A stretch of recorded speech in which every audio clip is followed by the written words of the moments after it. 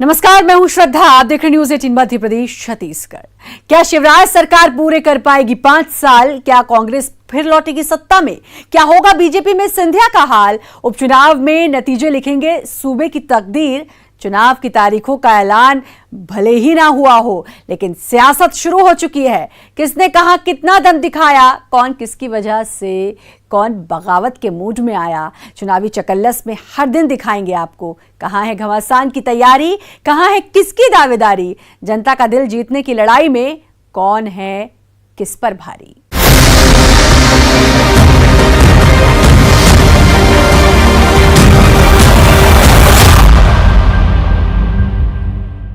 MP की सियासत में उपचुनाव से पहले बाबाओं की टोली फिर से एक्टिव मोड में आ गई है। कंप्यूटर बाबा की हार्ड डिस्क से इस बार निकला है लोकतंत्र बचाओ का नारा। क्या कांग्रेस करेगी बाबा के इस प्रचार से किनारा? मिर्ची बाबा को सता रही है मिशन चंबल की चिंता। आखिर मिशन चंबल से किसका होगा मंगल? उपचुनाव में नेताओं से ज्यादा एक्टिव बाबाओं का देखिए ये सियासी दंगल। क्या है ये बाबाओं की सियासी चाल? दल कोई भी हो, आहुतियां दो और पद लो। देखिए ये रिपोर्ट। 27 के सियासी पथ पर निकल पड़े हैं संत। आप भी देखिए, साधु संत और सियासत।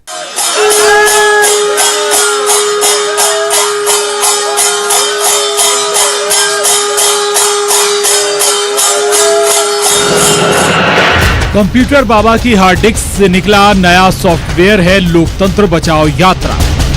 कांग्रेस के पक्ष में एमपी की उपचुनाव वाली सीटों पर प्रचार का ऐलान वो पहले ही कर चुके थे, लेकिन अब ग्वालियर चंबल की 16 सीटों पर कंप्यूटर बाबा की यात्रा साधुओं के साथ आगे बढ़ रही है।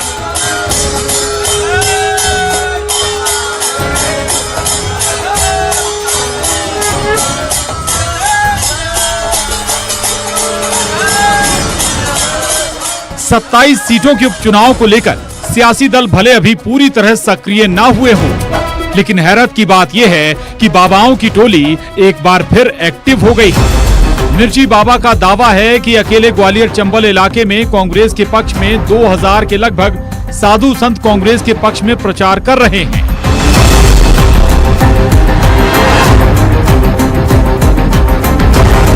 हालांकि कांग्रेस इस बात से पल्ला झाड़ती रही है कि कंप्यूटर बाबा की लोकतंत्र बचाओ रैली कांग्रेस संगठन का कार्यक्रम है। जनता धर्म से चल रही है, तो जनता धर्म और अधर्म जो 25 बेईमान हैं जिन्होंने गद्दारी की है, अब आमने सामने इनका ही चुनाव होगा। उपचुनाव में मेरा अनुरोध है, ऐसे को सबक सिखा दो जिन्होंने लोकतंत्र की हत्या की। आपसे हमारा अनुरोध है कि दोबारा कभी लोकतंत्र की हत्या नहीं करेंगे। इसीलिए मेरा आप सबसे अनुरोध है, इनको सबक सिखाओ या बताते आपकी वोट को बेच दिया, आपको बेच दिया और खुद भी बिक गई, तो क्या इसके लिए हमने वोट दी थी? नहीं। इसीलिए हम संत समाज को तकलीफ है। लेकिन कांग्रेस पूरी तरह से किनारा भी नहीं करती। पूर्व मंत्री जीतू पटवारी का कहना है कि मौजूदा सरकार में आम आदमी भारी बिजली बिलों की जो मार झेल रहा है और दूसरी तरफ धर्म कर्म से जुड़े कार्यों में जिस तरह से बजट की कटौती की गई है, बाबा इन्हीं तमाम मुद्दों को जनता के बीच ले जाने की कोशिश कर रहे हैं। कोरोना की महामारी उसके सर पे पड़ गई, उसकी इनकम घट गई, खाने के लाले पड़ गए, उसके बाद बिजली के बिल आपने बढ़ा दिए। क्यों आपने बिजली के बिलों के डंडे मारे आम जनता को, मिडिल क्लास को, गरीब को? आप ये बताओ कि आपने राम जन्मभूमि पर मोटिव बनाने की कोशिश की भारतीय जनता पार्टी ने। राम पथ वन गमन के पैसे बजट में प्रोविजन क्यों समाप्त कर दिया? आप ये बताओ कि मंदिरों के रखरखाव का पैसा क्यों समाप्त कर दिया? आप ये बताओ कि गौशाला 1000 कांग्रेस पार्टी का कमलनाथ जी के रीजन से बन गई। उनके घास को लेकर, चारे को लेकर, उनकी रेख रखाव को लेकर प्रोविजन आपने क्यों 10% कर दिया? ये सवाल है कि नहीं आज प्रदेश में? कांग्रेस के साथ हुए अधर्म के खिलाफ साधु स्वयं मैदान में उतरे हैं। कंप्यूटर बाबा से लेकर मिर्ची बाबा ने विधानसभा और लोकसभा चुनाव में भी खूब सक्रियता दिखाई थी। बीजेपी तंज कर रही है बाबाओं की मदद का खामियाजा लोकसभा चुनाव में कांग्रेस पार्टी देख चुकी है। क्या हश्र हुआ वो सबके सामने है। यहाँ भी भोपाल लोकसभा में भी हुए थे, क्या असर हुआ है? देखिए, जनता बाबा जब साथ में हो तो ही राजनीतिक दलों का भला होता है। बाकी तो जो असर हुआ है वो सामने कोई समाधि लेने वाले थे, कोई कुछ करने वाले थे, लेकिन हुआ नहीं फिर। हालांकि कंप्यूटर बाबा का कांग्रेस के लिए प्रचार कांग्रेस के भीतर ही रास नहीं आ रहा। कांग्रेस विधायक लक्ष्मण सिंह ने इसे लेकर पिछले दिनों सवाल भी उठाया था और समझाइश भी दी थी कि अपने मूल चरित्र से कांग्रेस का हटना पार्टी को महंगा ना पड़ जाए। ये शुद्धिकरण और ये जय श्री राम ये कांग्रेस करेगी तो कांग्रेस का वोट बढ़ेगा नहीं, बहुजन समाज पार्टी का वोट जरूर बढ़ जाएगा।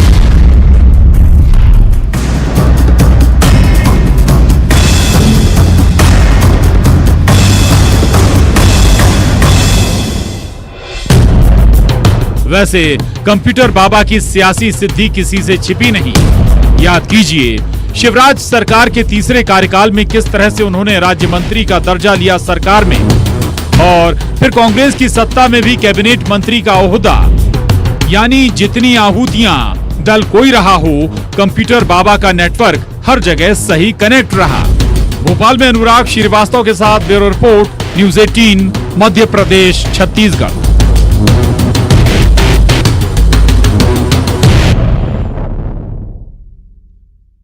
उपचुनाव से पहले हर उस मसले को कांग्रेस बीजेपी हवा दे रही है जो एमपी की सियासत में जनता का रुख उनकी तरफ मोड़ सके। कांग्रेस अपनी सरकार में किए हर उस काम को भुनाने की जुगत में है जिसका सीधा ताल्लुक आम जनता से हो। शुद्ध के लिए युद्ध अभियान भी कांग्रेस सरकार के दौरान लिया गया एक ऐसा ही फैसला था।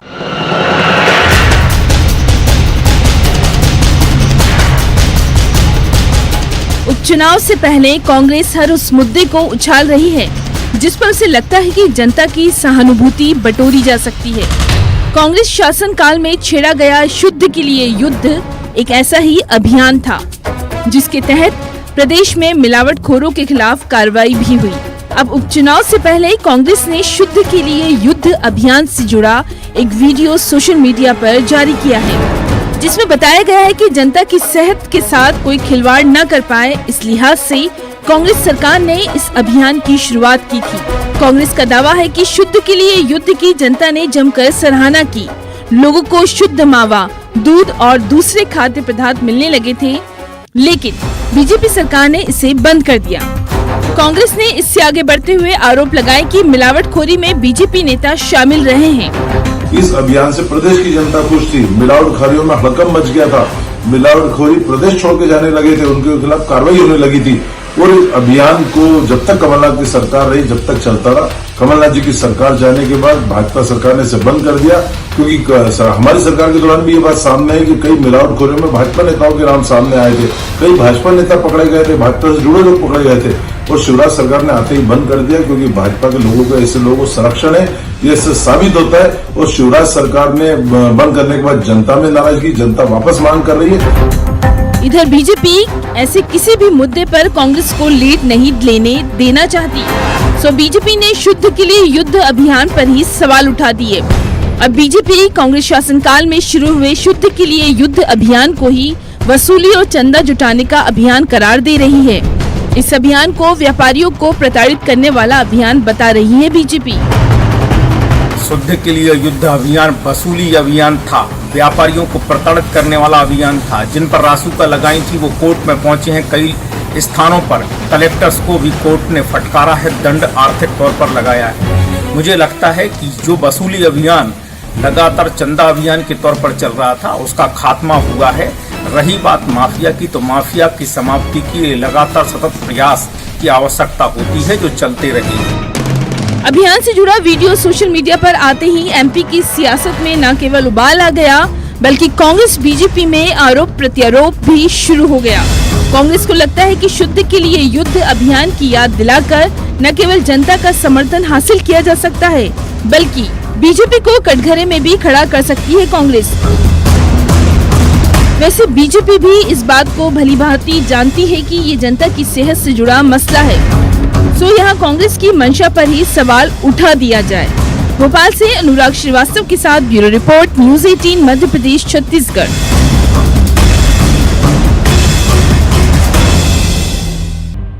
ब्रेक के बाद चुनावी चकल्लस में आपका स्वागत है। नेपा नगर में सियासत कभी इस करवट तो कभी उस करवट बैठती है। जनता बोले पार्टी बदलने का चलता रहा सियासी खेल। कांग्रेस की विधायक ने बीजेपी का दामन थामा, फिर चल पड़ा आरोप प्रत्यारोप का दौर। लेकिन इस सियासी शोर में दब गया विकास के मुद्दे का शोर। नेपा नगर के नौजवान पूछ रही हैं नेताओं से, क्या हुआ तेरा वादा? जहां उपचुनाव में फिर गर्मा सकता है बेरोजगारी का मुद्दा।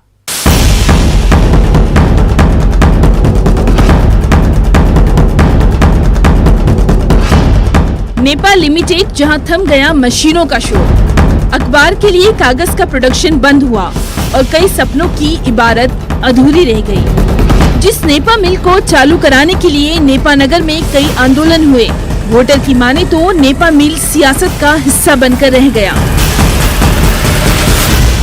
जहां बेरोजगारों को उम्मीद थी कि इस मिल से उन्हें मिलों का सफर तय कर रोजगार के लिए दूसरे राज्यों, दूसरे शहरों में भटकना नहीं पड़ेगा, लेकिन अब इस उम्मीद की तस्वीर धुंधली दिखाई दे रही है। उनका घर छोड़ने का कारण क्या है? क्योंकि यहाँ पर रोजगार नहीं है। यहाँ पर बिल्कुल भी, हम खुद जितने यहाँ पे खड़े हैं इनमें से कई लोग नेपा नगर से बाहर हैं, सिर्फ इसलिए कि यहाँ पर रोजगार की कोई सुविधा नहीं है। हम लोगों को हमारे माता पिता से दूर होकर, जैसे हम लोग 12th पास करते हैं तो फिर जो भी हायर एजुकेशन बाहर लेकर और वहीं पे जॉब करनी पड़ती है, क्योंकि यहाँ पे किसी भी प्रकार की कोई सुविधा नहीं है। और ऐसा नहीं है कि यहाँ पे सुविधा नहीं हो सकती, ये पॉसिबल नहीं है, ऐसा नहीं है, पॉसिबल है, हर चीज़ सुविधा हो सकती है यहाँ पे।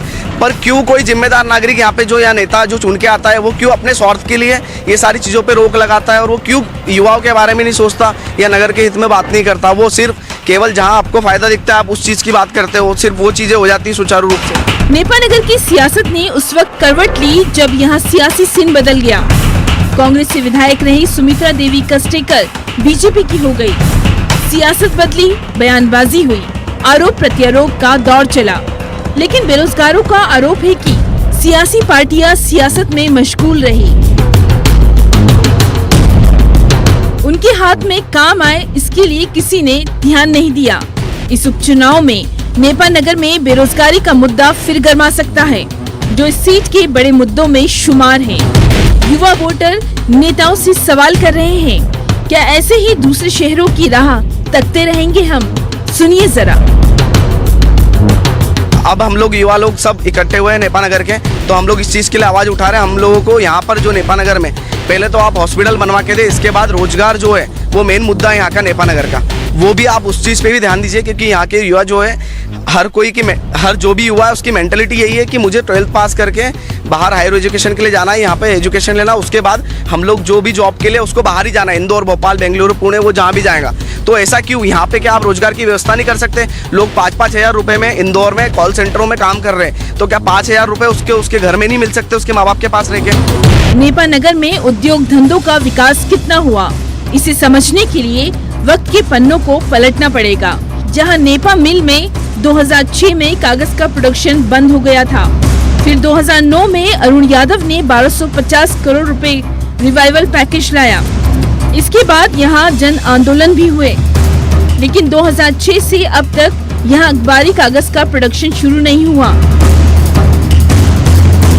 इस मिल को नवीनीकरण का इंतजार है, जहां बेरोजगार नेताओं की उदासीनता को इसकी वजह बता रहे हैं। इसके पहले नेपा मिल के लिए आंदोलन छेड़ा था और हमने अच्छे स्तर पे उसके लिए काम किया था, उसके लिए पैसा भी सैंक्शन हुआ था, लेकिन सारे काम जो चीज़ें होती जा रही है वो सारी चीज़ें खराब होती जा रही है। नेपा लिमिटेड की स्थिति भी अभी बहुत ही जर्जर है, कोई भविष्य नहीं दिख रहा है उसका कि आगे क्या होगा, कब स्टार्ट होंगी, कैसे होगा। अगर नेपा मिल ही सुचारू रूप से चालू हो जाए तो यहाँ के कई युवाओं को रोजगार यहाँ पर मिल सकता है। वहीं युवाओं का मानना है कि यहाँ एग्रो इंडस्ट्री की संभावना है, जिसकी ओर भी ध्यान नहीं दिया गया। केला अनुसंधान प्रोजेक्ट भी अधर में है, जिससे भी आशा की किरण जगी थी। हालात ये है कि हायर एजुकेशन के लिए बाहर जाने वाला युवा बाहर ही काम धंधे तलाशने लगता है, क्योंकि नेपा नगर में उसकी हाथ सिर्फ वादे ही लगे हैं। सुन लीजिए जरा। देखिए, उसमें जो लोकल लेबर है वो तो लगती है, पर जहाँ टेक्निकल की बात आएगी तो उसमें तो उतना ही समझौता कर सकते जितना आवश्यक है, क्योंकि आवश्यकता तो है और प्राथमिकता हमारी शुरू से रही है नियत कि भाई प्राथमिकता लोकल के लोगों को दी जाए, बजाय बाहर से आए हुए किसी भी। इधर सियासी पार्टियां इस मुद्दे पर एक दूसरे पर ठीकरा फोड़ रही है। आरोपों का दौर फिर चल पड़ा है। सियासी पार्टियां एक दूसरे को घेर रही है। नेपा मिल के लिए आपको सबको जानकारी भी है कि हमारे पूर्व सांसद अरुण यादव जी ने 1250 करोड़ का जो पैकेज स्पेशल लाया था रिवाइवल, जिसकी बदौलत नेपा में कभी वो आज लागू हो जाता तो आज नेपा नगर में किसी को रोजगार ढूंढने की आवश्यकता नहीं पड़ती। बुरहानपुर के भी युवाओं को रोजगार बहुत सारों को मिलता, क्योंकि बहुत बड़ा प्रोजेक्ट था, बहुत बड़ी बात होती, बाकी वो नहीं हो पाया है। मैं आपको ये कहना चाहता हूँ कि हमारा विधायक बनेगा, हमारी सरकार बनेगी तो युवाओं को रोजगार के साथ नेपा मिल का डेवलपमेंट करने की, नेपा में रोजगार के कार्य खोलने की जवाबदारी हमारी होगी। आपको बता दूं कि हमने नेपा नगर विधानसभा में 100 एकड़ में जमीन एक्वायर की केला अनुसंधान के लिए, जिससे कि कई युवाओं को रोजगार मिलता। दावे तो बहुत किए जा रहे हैं, लेकिन हकीकत क्या है, ये बेरोजगार सवाल कर रहे हैं। बेरोजगारों का गुस्सा अब फूट रहा है। वो तो ये तक कह रहे हैं कि सियासी पार्टियां अपने फायदे और खींचतान में ही उलझी रही। मंडी स्वीकृत हुई, उस पर भी काम नहीं किया गया। आप ये जो चीज कर रहे हो, इस चीज से आप सोचिए कि भविष्य क्या हो रहा है नेपा नगर का, और नेपा नगर किस अंधकार की ओर जा रहा है। अगर ऐसे ही चलता रहा तो सारे युवा लोग अपने परिवार के साथ नेपा नगर से पलायन कर लेंगे और सारा नेपा नगर खाली हो जाएगा। फिर आप कर लेना राजनीति जिस प्रकार से आपको करनी है। नेपा नगर के उपचुनाव में युवा वोटर का अहम रोल है, जहां 30% युवा वोटर नेपा नगर की चुनावी बिसात को पलट सकते हैं। आखिर किस ओर रुख करेगा ये युवा वोटर? बुरहानपुर से शारिक अख्तर के साथ bureau report, news 18 Madhya Pradesh Chhattisgarh. Covid time में रैलियों का नहीं जोर, नेता कैसे सुनाएं बयानों का शोर। सोशल मीडिया कैंपेन की है अब बारी, कांग्रेस कर रही सोशल मीडिया पर बीजेपी को घेरने की तैयारी। जी हां, सोशल मीडिया कैंपेन के जरिए कांग्रेस इस उपचुनाव को जीतने के लिए दिलोजान से जुट गई है। जहां दिल्ली से सोशल मीडिया की ट्रेनिंग देने के लिए एक्सपर्ट आए हैं। सवाल है कि क्या ये कैंपेन फूंकेगा कांग्रेस में जान, बीजेपी करे तंज, ट्रेनिंग लेने वाला कोई बचा तो हो? आप भी देखिए रिपोर्ट।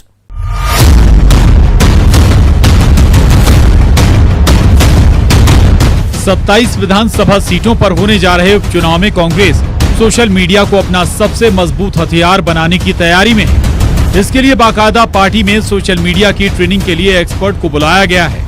कांग्रेस मीडिया विभाग को उधार देने के लिए पार्टी के राष्ट्रीय उपाध्यक्ष पवन खेड़ा और कांग्रेस सोशल मीडिया सेल के अध्यक्ष रोहन गुप्ता ने मीडिया विभाग के पदाधिकारियों के साथ बैठक की। दिल्ली से आए नेताओं ने कांग्रेस मीडिया विभाग के पदाधिकारियों को उपचुनाव में सोशल मीडिया के इस्तेमाल पर टिप्स दिए।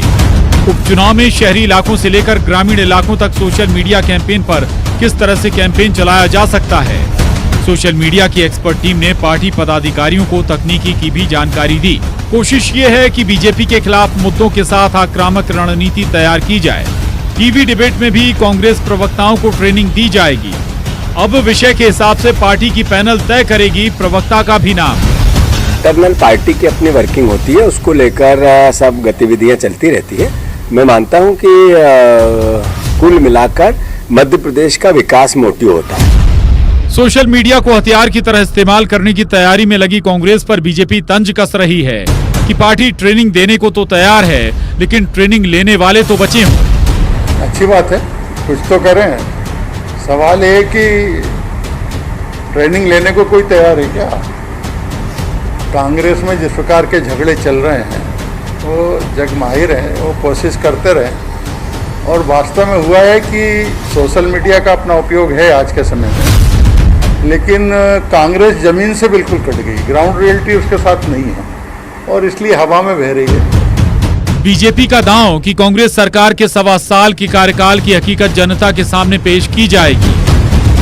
और 1.25 साल जो मध्य प्रदेश में इनकी सरकार जनता ने देखी है और जो भुगता है वो जनता के सामने है और वास्तविकता पब्लिक ये समझती है बारीकी से, तो कुछ भी कर लें लेकिन जनता कांग्रेस के खिलाफ है और उसका स्पष्ट असर उपचुनाव में दिखेगा।